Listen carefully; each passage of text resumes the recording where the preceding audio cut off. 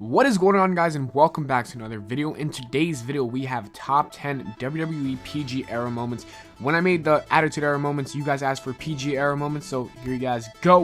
And I'm going to be focusing more of like 2010, 2015. Alright, let's get straight into number 10. Christian wins the World Heavyweight Championship. As soon as Edge had to give up the WWE and retire, there's a ladder match between Christian and Alberto Del Rio at Extreme Rules. And then the winner of that match was finally Christian. After 15 long years of wrestling, after 15 long years of hard work, they gave the title to Christian, and it was one of the greatest moments in the history of the PG era. But let's not talk about what happened after that when Randy Orton defeated him 2 days after. Fuck the WWE, that was fucked up. Number 9, The Shield versus the Wyatt family at Elimination Chamber. You have the two top factions at the time, The Shield and the Wyatt family. They had one great build-up of it was 5 months of a build-up. The greatest faction match I've ever seen in my life because it was so good. It was well thought. Everyone was going at it. Everyone was using all their moves. Number 8, Seth Rollins WrestleMania XXX cash-in. Seth Rollins cash-in isn't something normal. Usually people wait till someone is hurt, then he attacks them after the match and cashes in, like usually, right? But no, Seth Rollins, midway of a match between Brock Lesnar and Roman Reigns at the WrestleMania 31 main event.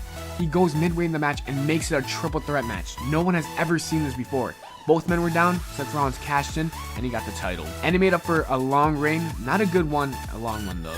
Number 7, the Nexus Debut. And you guys are wondering, why is the Nexus Debut so high? It's because that they really did nothing. They buried the Nexus at SummerSlam because of John Cena. But this debut was amazing. It was John Cena versus CM Punk in some random match. So it was just some random main event. But then all of a sudden, you see these guys coming out of nowhere. Everyone's like, what's going on? And it's the NXT guys back then taking a stand and making a difference. Well, and not in a good way though. They're just trying to take down the company and take control of it basically. So the Nexus broke everything. They beat up CM Punk. They beat the shit out of John Cena. They beat the shit out of commentators. They took down the ring. They ripped everything off, and it was just crazy. So definitely a night you won't forget. Number 6, Brock Lesnar returns. WrestleMania 28 just finished, and then everybody's waiting for The Rock to come out and confront John Cena. But John Cena got something else instead. After 10 long years, Brock Lesnar came back to the WWE and he returned. John Cena goes for a handshake to Brock Lesnar. What does Brock Lesnar say? Fuck that. Brock Lesnar carries him F5 and the crowd is exploding because this was a hot crowd. Every crowd after WrestleMania is hot. This crowd was just going nuts for it. Number 5, another return. This time, if you smell what The Rock is cooking. This was The Rock's return. After a long period of time, he was announced the host of WrestleMania 27, and it made a great feud between John Cena because he talked so much shit to John Cena. He said, John Cena, you were talking shit about me, let me talk shit about you. You can't see me? Alright, moving on to number 4, WrestleMania 30 and Daniel Bryan. Daniel Bryan had a great WrestleMania at WrestleMania 30. Let's see what he did. First, he defeated Triple H to enter himself in a triple threat match with Batista and Randy Orton. Alright, it was a great match. It was like probably 9 out of 10. Then he had a great triple threat match with Randy Orton and Batista, and he finally did it. After 6 months of getting BS and everything. They call him a B+ player. Everything, they did everything they can to get Daniel Bryan to leave the company. But Daniel Bryan said no. He kept going forward, and he beat Triple H. Then he beat Randy Orton and Batista for the title, and it was just a great night for Daniel Bryan. Number 3, this isn't a happy memory. It's the day the streak died. Another WrestleMania 30 moment. Undertaker versus Brock Lesnar. Brock Lesnar versus The Undertaker. Undertaker is entering the match 20-0. And what happens? Brock Lesnar did the unthinkable and he beat Undertaker and beat the streak. Everybody was so clueless on what's going on. No one believed it.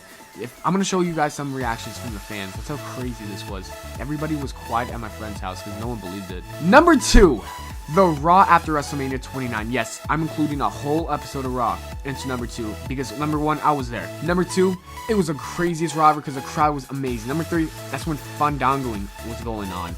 Dolph Ziggler cashed in the Money in the Bank briefcase and defeated Alberto Del Rio for the title, and everybody marked out. It was the loudest pop I ever heard. I was in there, and I was just like, what the fuck is going on? This Raw is so good. I paid $60 for this Raw, literally 30 minutes before the show, and it was amazing, and it definitely deserves to be number 2 in this whole list because it's cool. It was great. Number 1, you guys already know it. CM Punk's pipe bomb. Now, it was John Cena versus R-Truth in a tables match. But then CM Punk comes out of nowhere and puts a table somewhere, sets it up, and John Cena loses the match. So that's not the that's not the moment right here, all right? CM Punk grabs a microphone and he just talks all he wants. This was unscripted. CM Punk talked about whatever he wanted. He included bullying from the WWE. He included him not being a top star, and the crowd just bought into it.